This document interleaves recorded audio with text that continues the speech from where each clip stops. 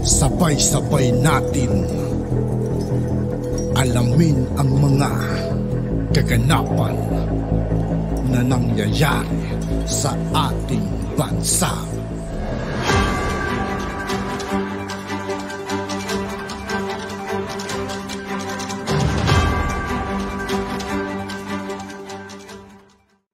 Yo, what's up mga kaibigan? This is I2K po again. Ngayon nandito naman ulit tayo sa channel ni Banat Kabayan TV. Dito naman ulit tayo magbibigay ng komento at reaksyon. Kaya samahan nyo ako guys. Let's go!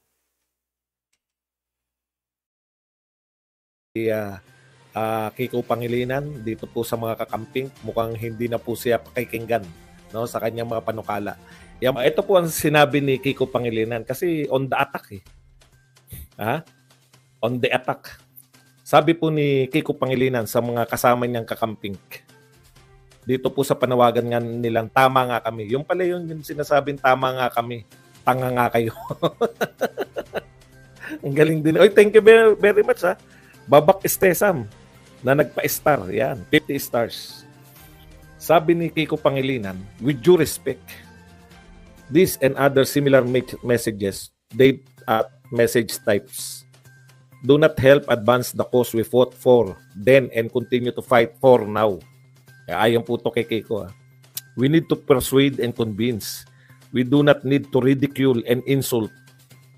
Kailangan natin makipag-usap at makinig, hindi itong mang-insulto at makipag-away.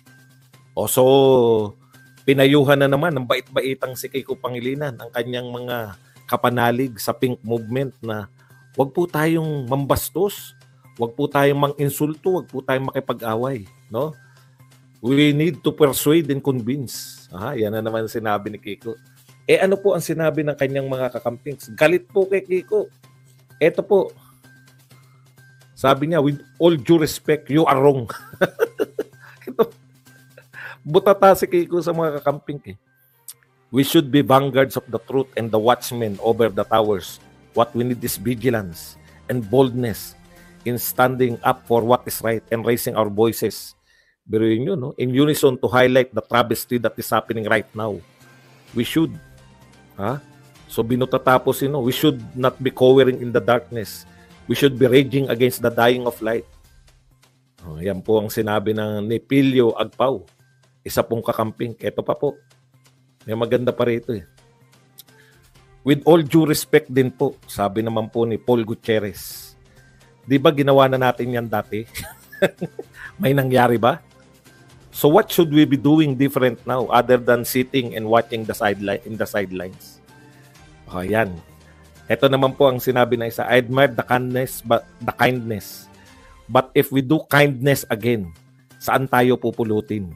The Reds and Greens are so aggressive that every day they ridicule us. So, it's a no. Ayan po mga kapatid, ang mga halimbawa. Marami pa po na kinukontra rito si Kiko Pangilinan. We do not have the resources to convince these people. We will fight them. You run next year and try to win. Oh, please, sabi naman po ng isa.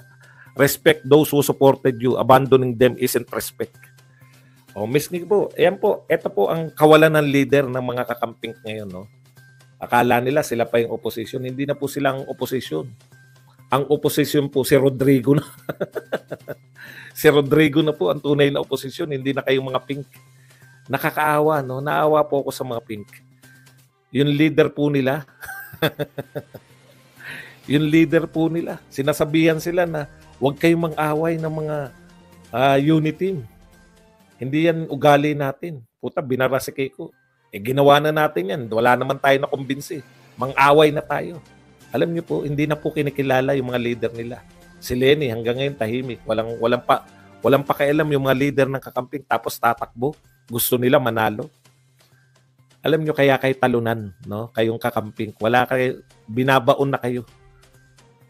Pangarap niyo dati, mag-away yung unit team para kayo makasingit.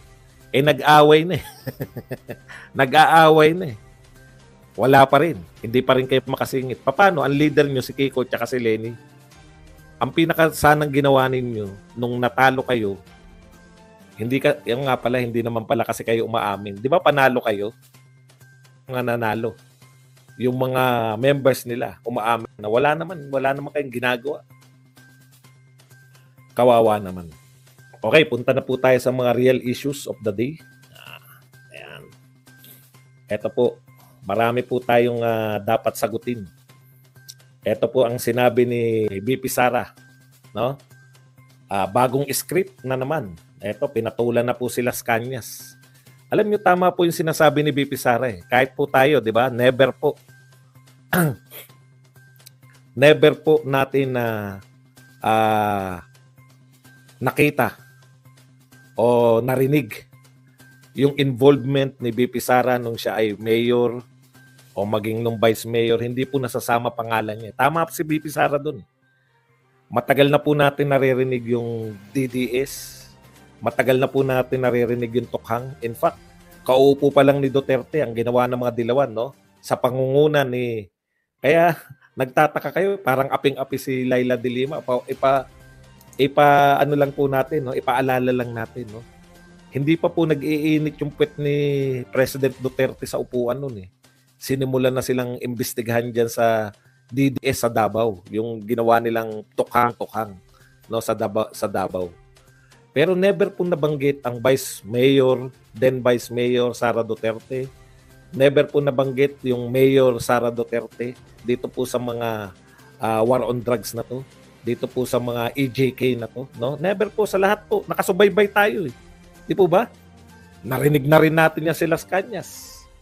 Hindi po yan na, wala pong Sara Duterte na binabanggit po yan.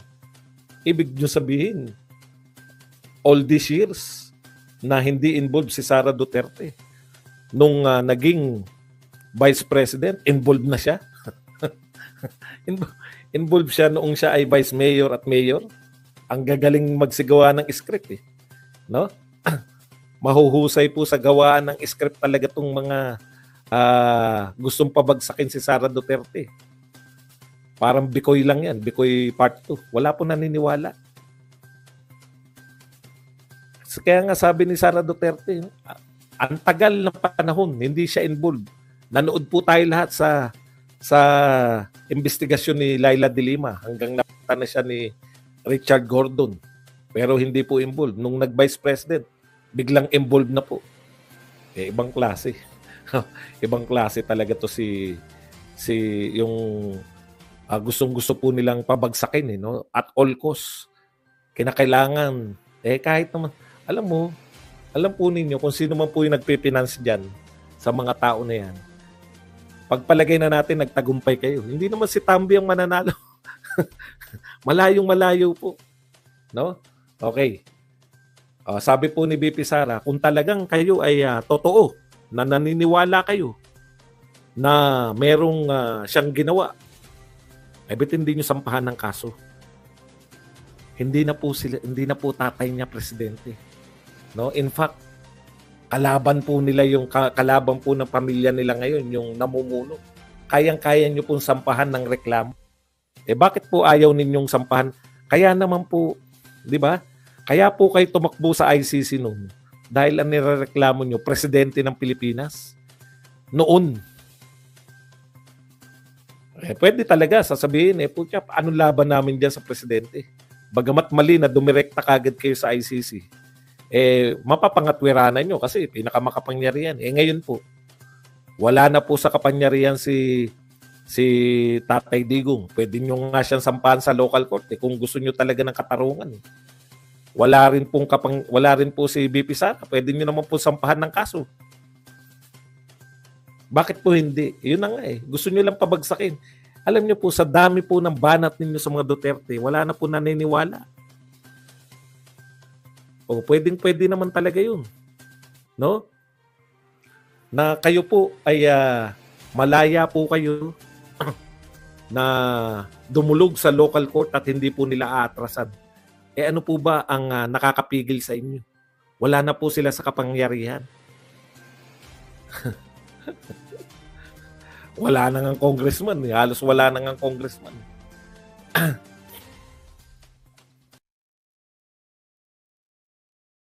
Po natin At yun nga po mga kaibigan, dito po nagtatapos ang ating reaction video. Muli ako po si I2K ng Sundalo ng Dunggalo. Maraming salamat sa patuloy na pagsuporta. Yeah, peace out.